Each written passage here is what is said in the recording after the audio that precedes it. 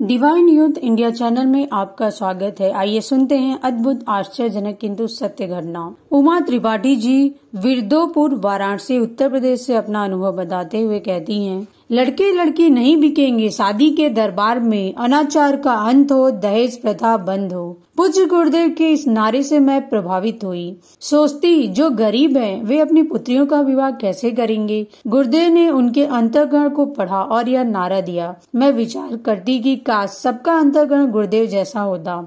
लड़के आज बिकते नहीं और न कन्याओं को उत्पीड़न सहना पड़ता।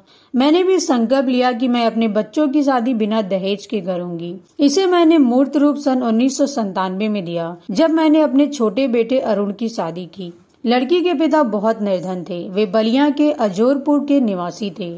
विवाह की बातचीत चली। लड़की के पिता मेरी संपन्नता देखकर संकोच करने लगे, किंतु मेरे पति ने कहा कि मुझे पैसा नहीं, लड़की चाहिए। बोलिए, आप सहमत हैं? बड़ी मुश्किल से उनने हाँ कही। जल्द ही विवाह हो गया। करीब 6 महीने बाद बहू के पिता की तबीयत अचानक खराब हो गई। हमें जानकारी मिली। मेरे पति बलिया जाकर उन्हें बनारस ले आए। उनका बीएचयू में इलाज चला। बाद में पता चला कि उन्हें लीवर का कैंसर है। डॉक्टर ने उन्हें छुट्टी दे दी और बताया कि अब इनका जीवन कुछ ही दिनों का है।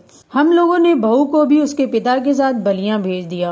बहू उस समय गर्भवती थी। उसने पिता की खूब सेवा की, किंतु उनकी हालत दिनों दिन खराब होती गई। 1 महीने बाद उनका निधन हो गया। बहू पर इसका गहरा आघात लगा। वह उस सदमे को बर्दाश्त नहीं कर सकी और उसका गर्भपात हो गया। रक्त स्राव अधिक हो जाने के कारण उसकी तबीयत बहुत खराब हो गई। उसे अस्पताल में भर्ती कराया गया, लेकिन स्थिति और बिगड़ती गई। धीरे धीरे वह कोमा में पहुंच गई। डॉक्टर ने ऑक्सीजन देना भी बंद कर दिया। हम लोगों ने प्रार्थना की कि डॉक्टर साहब ऑक्सीजन चलाते रहिए। चिकित्सकों ने जवाब दे दिया, कहा आप इन्हें घर ले जाइए। डॉक्टरों की 2 टूक बातें सुनकर हमारे हाथ पांव फूलने लगे। मैं फपक फपक कर रो पड़ी और गुरुदेव से प्रार्थना करने लगी, हे प्रभु, यह क्या हो गया। 1 माह पूर्व बहू के पिता की मृत्यु, और अब यदि मेरी बहू को कुछ होता है तो समाज क्या कहेगा। सब तो यही कहेंगे कि दहेज न लाने के कारण इन लोगों ने बहू को मार डाला। हम लोगों ने तो उसे खूब स्नेह दिया, अपनी ओर से कोई कमी न रखी।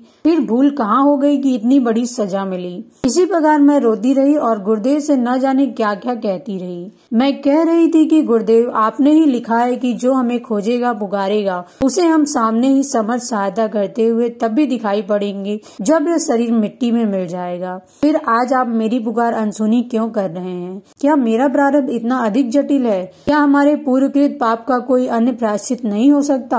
किसी प्रकार हमारी मदद कीजिए, कुछ कीजिए। इधर मेरी प्रार्थना शुरू हुई और उधर चमत्कार हुआ।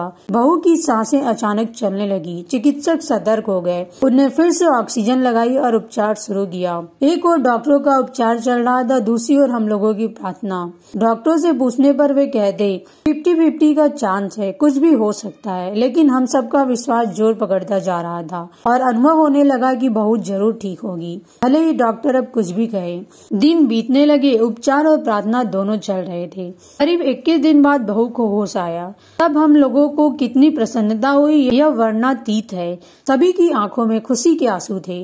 डॉक्टर चमत्कृत हो रहे थे और कह रहे थे कि यह तो भगवान की कृपा से ही ठीक हुई है, अन्यथा इतने दिन कोमा में रहने के उपरांत रोगी की प्रायः मृत्यु ही होती है। गुरुदेव ने बहू को बचा लिया और हम लोगों को समाज में सिर उठाकर चलने की शक्ति दी। यदि उसे कुछ हो जाता तो हम जीते जी मर जाते। समाज वाले भी हमें ताने मार मार कर जीने नहीं देते। धन्य है गुरुदेव, धन्य है उनकी कृपा। इसके बाद से मैं मिशन के कार्य में ही मग्न रहती हूँ। घर की कोई चिंता नहीं। घर बहू संभालती है। वह अब बिल्कुल स्वस्थ है। उसके 2 बच्चे हैं। पुस्तक अद्भुत, आश्चर्यजनक किंतु सत्य, भाग 2, पृष्ठ 95 और 96। जय महाकाल।